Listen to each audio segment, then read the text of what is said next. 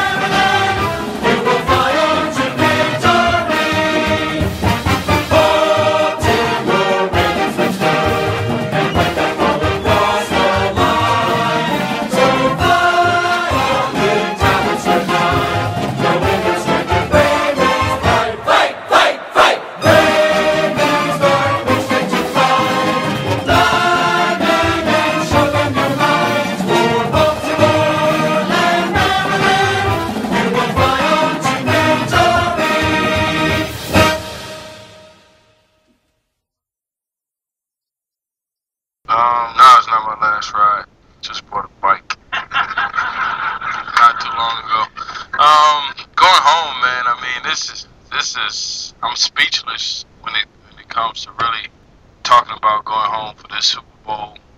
You know, it's amazing to me, man. I mean, I just give everything to God on that one, man. 'Cause this is just amazing, man. For me to be in my 11th year, like Joe said, everybody doesn't get this chance to. Even playing the Super Bowl, win the Super Bowl, and it's just amazing, man, to me, man. I'm just soaking it up, just really enjoying it, every minute, every second, you know, being around my teammates. As a guy who's won a lot of awards, this surpasses that, I would assume, right? Yeah, no, this is the ultimate, man, for your team. You know, this is what you always wanted. This is why you prepare in the off seasons. This is why you play the game. You know, to get to the dance, to get to the ultimate dance. And this is it. You know, I told Bernard Pollard, you know, during the walkthrough, I'm like, I don't need anything else in life. You know, outside of my son graduating college, you know, I'm good, man. I don't need anything else. I'm set. I'm good right now. And San Francisco throws a lot of first downs. You guys, will it be the plan to disrupt them by bumping and running and being physical with them up front?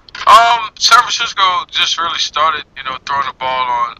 You know, early downs. You know, last game they did it a lot more because they had to throw Atlanta off. From what I was hearing from the commentators, you know, they're a run team. You know, they have Franco over there, who's ex-teammate of mine in Miami, who I know is a great running back.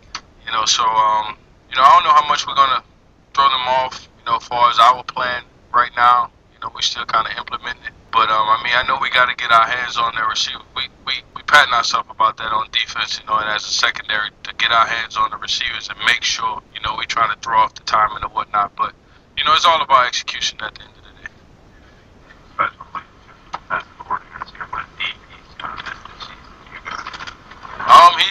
He's been the same, you know, demanding defensive coordinator as everybody else. You know, we meet with coach, you know, every week, even today. You know, so it's really haven't been any change, man, as far as attitude, how Chuck did things, you know, and other coordinators with Rex. So it really hasn't been a change, you know, as far as the demand, you know, he's really required of us and ask us things, you know, to make sure we know and want and what we put into the scheme, that is players related, that the players, you know, have an impact on it, you know, and we talk to each other before we even go to see Coach P's, me, Ray, you know, a lot of these guys, you know, who go and see him. We make sure we talk about things that we've seen on tape, you know, to make sure he know what our best attributes are as far as, you know, secondary linebacker, D-line, on what we need to do and what we think we should try to get done on the football field.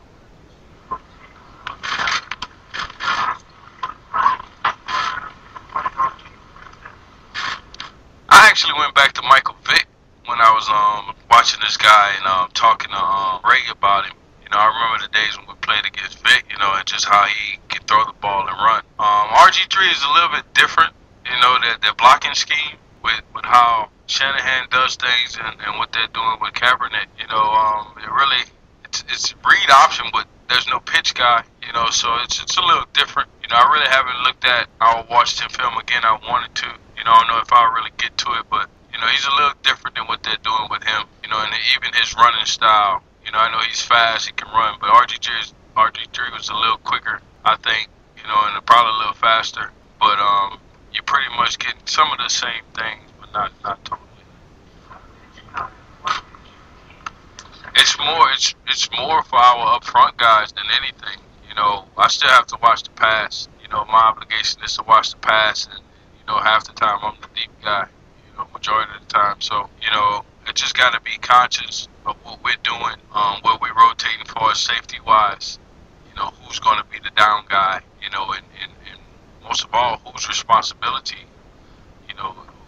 To be taking 7 out of the game. How has the experience of the defense allowed it to excel during these playoffs? We've been through a lot, man. We have a bunch of guys who've been through a lot. We had a bunch of guys that stepped up, young guys that got a lot of playing time early in the year when Ray went down. And we knew that we wanted to make the playoffs in order for Ray to have a chance to come back. And obviously, when Ray came back, he's just that engine, man. He's that guy. That motor that's going to go all the time, and understands what the offense is trying to do to you. When you're talking about the run game, he's calling out plays before they even happen, and that's what you really miss when Ray's out. You don't have those guys that's really calling the play out because he's seen so much football. For 17 years, he's seen a lot of football, so Ray calling out a bunch of plays, man, definitely helps. So to have those guys play early, get that playing experience, it really helped. To handle the last right question quite definitely, winning the Super Bowl from your hometown, kind of like I'll be playing next year if that's what you're asking. So next question. Encapsulating a career of great significance and meaning can only occur when all of the chapters in your athletic book of life have been written and your legacy firmly cemented in the sand. We found out on Thursday that Baltimore Ravens veteran safety Ed Reed isn't finished writing the final synopsis of what is sure to be his Hall of Fame career, electing to forego retirement for an opportunity to continue his journey and act as a leader of his band of brothers in Baltimore. Reed has waffled in the past when it came to committing to a decision on retirement. However, this time around, he seems definitive. Nevertheless, there is no guarantee that he'll continue to play for Baltimore following the Super Bowl. He's done an effective job of limiting big plays against future Hall of Famers Tom Brady and Peyton Manning during postseason play. Reed is headed for unrestricted free agency at season's end and is sure to attract plenty of interest from a bevy of teams around the league, which could very well include Baltimore's arch rival in New England. However, the Ravens could use the franchise tag as a remedy to keep Reed in the fold. There is also a distinct possibility that they'll use the tag on quarterback Joe Flacco, who is also entering the final game of his current Ravens contract when he takes the field against the San Francisco 49ers on February the 3rd in Super Bowl 47. For his career, Reed has participated in 160 games. He has 504 career tackles while assisting on 101. He's brought down opposing quarterbacks to the turf a total of 6 times. 110 passes have been pass defensed in his career. He's also recorded a total of 61 career interceptions and 7 defensive touchdowns. For this past season, Reed recorded 58 total tackles for loss and 4 interceptions. Reed continues his discussion with the Baltimore media and highlights the evolution of his team, the trials and tribulations of this past season, and what it would mean to the Ravens to cap off this magical run in postseason play with a Super Bowl championship for their inspirational and spiritual leader in linebacker Ray Lewis as he prepares to ride off into the sunset following the conclusion of the Super Bowl.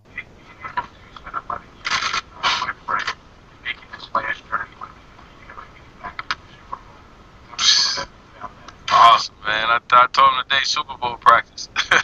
This is a Super Bowl practice, man. He was like, who would have thunk it? So it's awesome, man. Like I said, I can't explain it, man. It's just so much joy, that I have for all of us as an organization, to get to this point for what we've been battling, for years, but really since Coach Harbaugh got here, from what he implemented as a scheme, what he wanted to do as a coach, what he wanted this organization to be. And it was some bumps and bruises in it. It was some adversity that we went through in a lot of these seasons past, and even this season, to get here, and you can say you're making plays at the right time, but we've earned it. We've earned our spot, and I feel San Francisco has earned their spot too. I mean, these guys, Coach Harbaugh over there, pretty much was just doing the same things, I mean, they went back to back, AFC Championship just like us, and for both of us to get over that hump, man, I can imagine how much joy they have. Niners tight end Vernon Davis was a much big part of their offense when Alex Smith from the center, Colin Kaepernick was taking over. It's kind of been used in a different way, more of a block guard. Now, what sort of matchup problems does he represent? Because he always seems to come up big. I mean, he's a receiver to me, man. I mean, 4'3", 4'4" guy. That size. He's definitely a threat that you got to know where he's at all times. Kind of like our Pitta. So I mean, you gotta watch the guy, man, at all times. He might not has been a threat as much with Kaepernick in there, but he's always a threat. They're getting him the ball. And usually when you see him catching it, it's a touchdown. So you definitely gotta watch out for Vernon, man. I have a lot of respect for Vernon. Just his work ethic and knowing people who know him. How he works, man, and what he puts into the game. How he's grown as a player. Just your thoughts on removing the Super Bowl trophy as you guys prepare to go win the Super Bowl trophy, and the focus is on what the output has been in the past.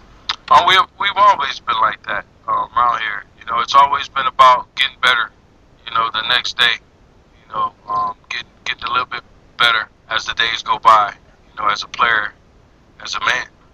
So our attitude as far as this game and weeks past has not changed. It's come to work, get prepared. And I don't think there's going to be any difference as these days go by, getting closer with everything going on. Like Joe said, we have a focus. We know what we want to do, but at the same time, we're going to enjoy it because that's what we do. We have a lot of fun, man.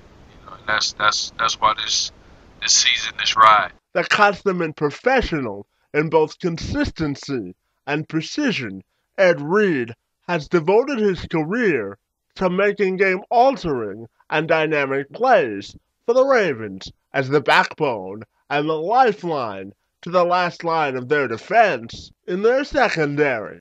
And in his mid-30s, he is still capable of giving Baltimore a high return on their investment and serving as the commander-in-chief of a high-performing defense capable of beating you with both athletic ability and mental aptitude. Reed is currently living the true athletic American dream, playing in the Super Bowl with his band of brothers, many of which he helped mentor and see succeed at the highest of levels. And now, along with veteran mainstay Ray Lewis, he is now enjoying the return on his own investment and time put into orchestrating a defense that has remained one of the very best in the league. With Reed returning, he will be able to give that still very youthful